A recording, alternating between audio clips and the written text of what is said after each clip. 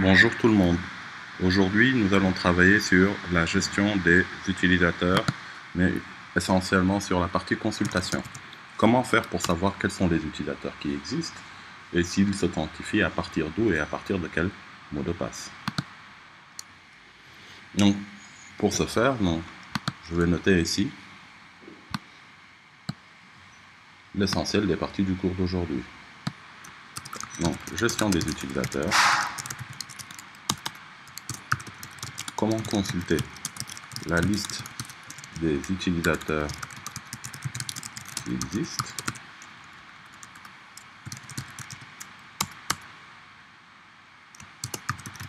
Comment savoir s'ils ont des mots de passe.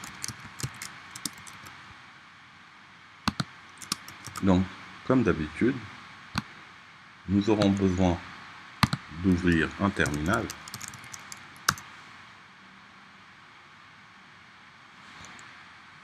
dans lequel nous allons nous connecter sur MySQL. Zoomons un petit peu pour faciliter la visibilité. Et je me connecte en tant que super admin, à savoir en tant que root ici. Si j'ai un mot de passe, je rajoute password et je valide sur entrée, je saisis le mot de passe et je valide. Donc, parmi les bases de données qui existent sur MySQL, en faisant show databases, par défaut, nous verrons une base de données qui s'appelle MySQL en elle-même. Par défaut, le root peut utiliser cette base de données. Elle est censée contenir l'ensemble des utilisateurs, mais aussi l'ensemble des privilèges. Donc, je fais use MySQL pour me connecter à cette petite base de données. Et en faisant show tables, on verra une liste de bases de données assez longue. Ici, il y en a 29, mais la dernière étant user. Cette base de données user cette table user, est celle qui nous intéresse. Donc, en faisant un describe de user, nous allons pouvoir analyser la structure de cette table. Vous verrez qu'il y a tout un ensemble d'attributs, à savoir un host, le user, le password. Donc, l'attribut host ici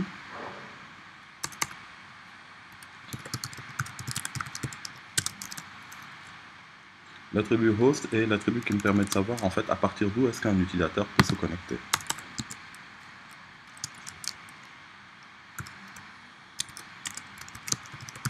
C'est l'adresse IP ou bien son nom d'hôte.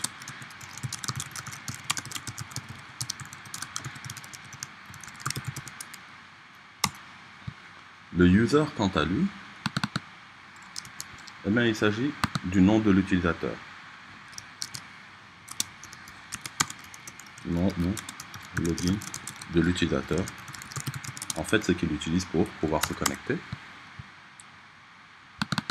Le password, c'est évidemment bien le mot de passe, mais cette fois-ci, un mot de passe crypté.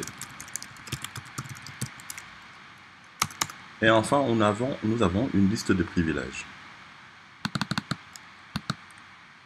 Donc, select priv, insert priv, update priv. Donc,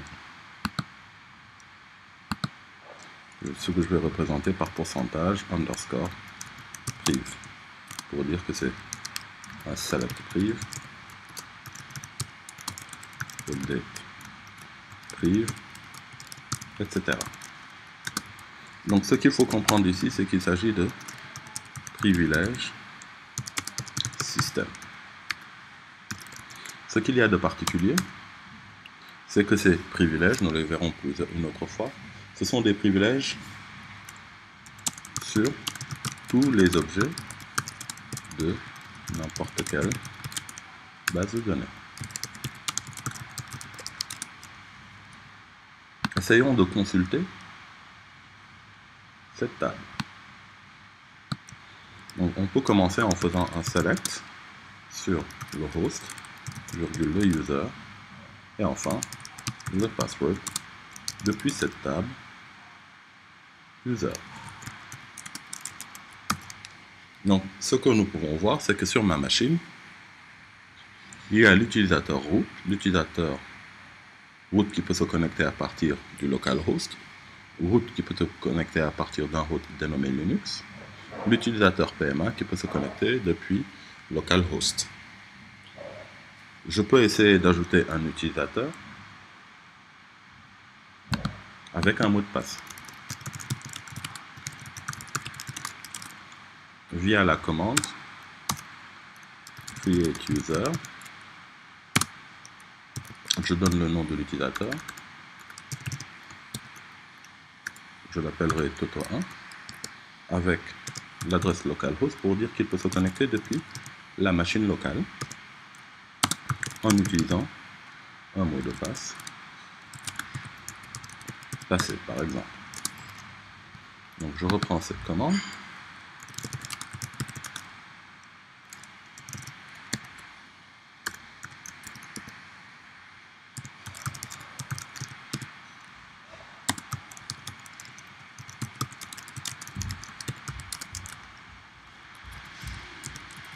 Et je valide. Donc on me dit que la requête est effectuée. Et j'essaye de reconsulter la table user. Toujours avec les trois paramètres select du host, du user et du password. Depuis la table user. Donc je vois en plus un utilisateur qui a été rajouté, Toto1, qui peut se connecter depuis le localhost en ayant un mot de passe. Donc, comment savoir s'ils ont des mots de passe? Ben, la réponse est évidente. En faisant un select du champ password sur la table user de la base de données MySQL. Donc je répète, si je veux créer un utilisateur, il me suffit de faire create user en mettant le nom de l'utilisateur @localhost identified by et je définis son mot de passe. En consultant la vue user qui est présente dans la base MySQL, je peux donc vérifier si l'utilisateur existe et quel est son mot de passe. Que se passe-t-il si je ne veux pas que l'utilisateur se connecte depuis le localhost, que je veuille qu'il se connecte depuis une autre adresse IP? Donc je reprends mon autre utilisateur, create user, je vais l'appeler Toto2 cette fois, et je voudrais qu'il puisse se connecter depuis l'adresse 192.168.1.5. Ce n'est qu'un exemple. Identified by, passé pour lui aussi. Donc, en reconsultant ma base de données, en fait en reconsultant plutôt ma table,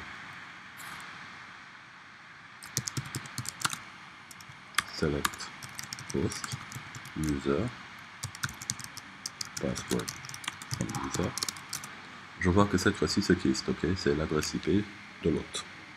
Donc ce que MySQL a de particulier, c'est qu'un utilisateur peut se connecter depuis deux points différents et en ayant des mots de passe différents. Donc dans ce cas de figure, ce qu'on voit, c'est qu'on a la même chaîne hachée, donc avec un utilisateur Toto1 et un utilisateur Toto2. L'un peut se connecter directement depuis sa machine, localhost, en étant physiquement sur la machine. L'utilisateur Toto2 ne peut se connecter qu'à partir de cette adresse IP 192.168.1.5. Donc il peut arriver aussi qu'on décide que l'utilisateur puisse se connecter depuis n'importe où. Auquel cas, on remplace l'adresse IP par un pourcentage. Donc je peux faire un create user Toto3 aérobase et je mets entre code simple pourcentage identified by et son mot de passe. Donc je peux faire cette fois-ci un select from host user et password.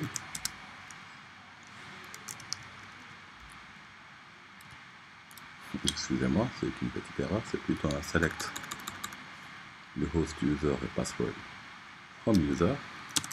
Vous l'aurez bien compris.